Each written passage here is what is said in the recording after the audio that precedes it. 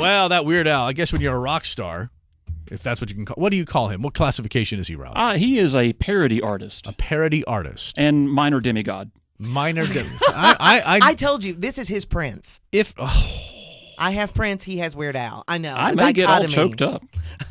You got what now? I may get all choked up when he calls, I'll tell you. Do you remember the picture that I showed you of how he looked when I told him? Now I'm almost afraid for him to call in now. Yeah, it was almost like the skies had opened up. Well, okay, we have a ceiling, but it's almost like the skies had opened up and sunlight was beaming down on Kim when she asked me the question. I was like, is she kidding me? Mm-hmm. See, I thought Frank retired from the show. And here we go. You remember through the years when I've said they're a lot alike and yet they're very different? Uh-huh. Yeah. This is some of the alike part. By the way, when we mentioned that we're going to have a third person on the show soon, probably starting next week. Yeah. Not Ralph. Not Ralph. Not Ralph. No offense, Ralph. No offense, but we're making a shift. We have our own show at home. We're making a demographic shift. No. Have been dashed. Your hopes are here and awaiting Weird Al to call in. I've sent another email to them just to, Have you told them who you are? Don't you know who I am? Don't actually, they know it's who more I important am? who he is. Yes. Yeah. No, you actually might get choked up. Do we need to reach over and slap you if that happens? I mean, because I'm used to it. Kim does it all the time. All right. So if you feel that, you'll know. Settle down, big boy. Oh, here he is right now. Weird Al Yankovic. Good morning. Hello. Hey, how are you? Good, sir. How are you? Doing well. Thanks for asking. It's nice to have you as part of the program. It's Mark and Kim and Ralph this morning in Knoxville, Tennessee. You ever been to Knoxville, sir? I have. You have? I have. I wouldn't lie to you. I'm glad to know that. Hey, Ralph is the Weird Al expert of the program this morning, and he'd like to say who. Hey, Ralph. Hey, oh my gosh. You know, I had come in here planning to do the whole I'm not worthy thing, but now it just seems silly. How you doing, Weird Al? Now it's silly, right, exactly. I'm still great, thanks. It's a delay. We're on cellular delay. Okay. So he's got some questions for you, Weird Al. Yeah, so I just got to say I am a huge fan. When Kim asked me if I'd be willing to do the interview, you know, I'm mentally posting the squee to my Twitter feed. No, that meant something to Weird Al because he giggled there. That's a geek thing. What does that mean? It's I have just no idea. it's something that nerds do. Al, you know what squee means? Yeah, I appreciate the squeeze. Thank you. Okay. Squee appreciation. You know, speaking of Twitter, as just sort of a little homage to you, my own Twitter feed handle is Weird Ralph. Oh, great. Just you know, I've been a fan. Okay, well, we're getting crickets here, but you know, for about 25 years, I've been a fan of yours. It would have been longer, but you know, we didn't. When did the questions kick in, Ralph? We didn't have Dr. Demento in Knoxville. Oh, there's some of your trivia there, Mark. Okay, I know who Dr. Demento is. Yeah. Now, was he an inspiration for you, Al, at all? Oh, absolutely. Dr. Demento changed my life in a very real way. I would listen to his radio show when I was a teenager, and he's the guy that influenced me to start sending in tapes that are recorded in my bedroom. And My Bologna came out when I was still a teenager. So, I mean, if it hadn't been for him, I'd probably have a real job by now. Not that you need one. You have a very real job, yeah. Yeah, you had a big hit with One More Minute with him, didn't you? That was one of them. Yeah, that was an early one. Yeah, that's actually my personal favorite of yours is One More Minute. One More Minute. Yeah, I won't torture you with singing it myself. No, please don't. No, I'm going to beg you that you don't.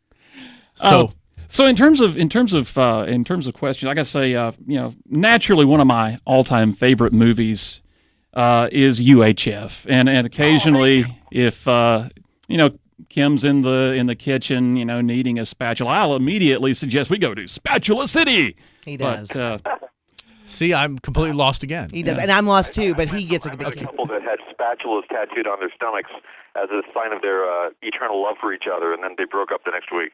Wow, how sad. Ralph, would you get a spatula tattoo? I would never get a spatula tattoo. Now, if Weird Al was to ask you to get okay. If Weird Al asked me to get a spatula tattooed, I would seriously consider it.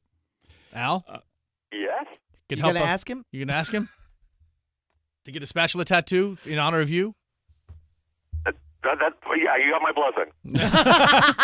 But you're not making it an official request. Okay, that's fine. So the question on every Al fan's mind is, will there ever be a UHF 2? You know, I get asked that a lot, and, you know, here's what's crazy about the people that run Hollywood. They don't often do sequels to movies that were big flops 20 years ago. Well, you know, I hear Michael Richards isn't doing much these days. I could probably get him a little cheaper than normal. Right.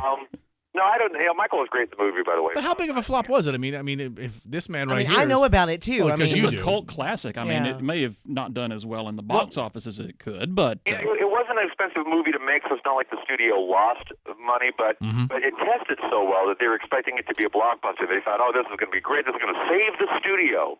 And it came out, and it did just kind of mediocre, and the reviews were not that great, so it just kind of went away very quickly. Well, what's nice is it became what is, I guess, is considered a cult classic. It's like 20 years later, it was a hit on DVD, and it's got a really big fan base, based on, VHS and DVD and cable plays and things like that. So it found its audience eventually, but at the time it did not do so well. Mm-hmm.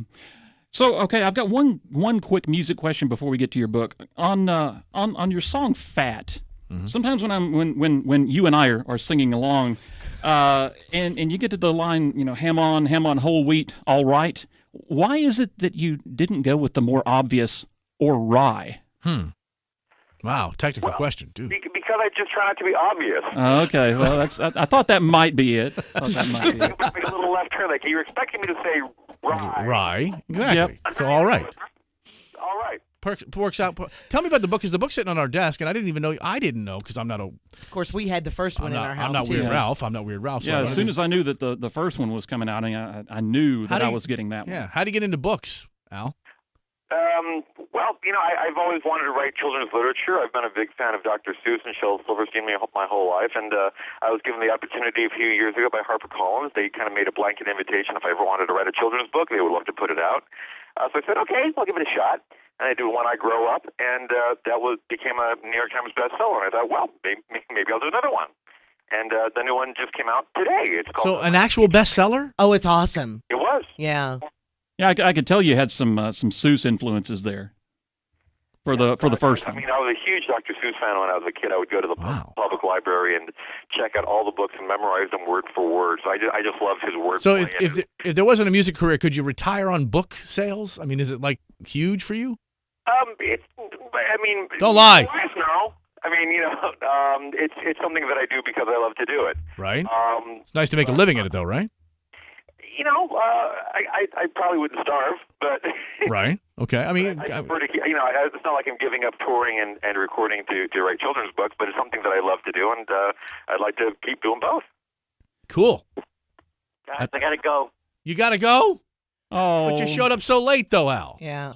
Well, we'll miss you. Goodbye, Al. Thanks. Thanks for calling. Goodbye. Keep in touch, okay? Yeah, sure. Weird Ralph and Weird Al. I'll tweet you. Did tweeting. Skay. What? What was it you did? I said I'll tweet him. Okay, goodbye. There he is.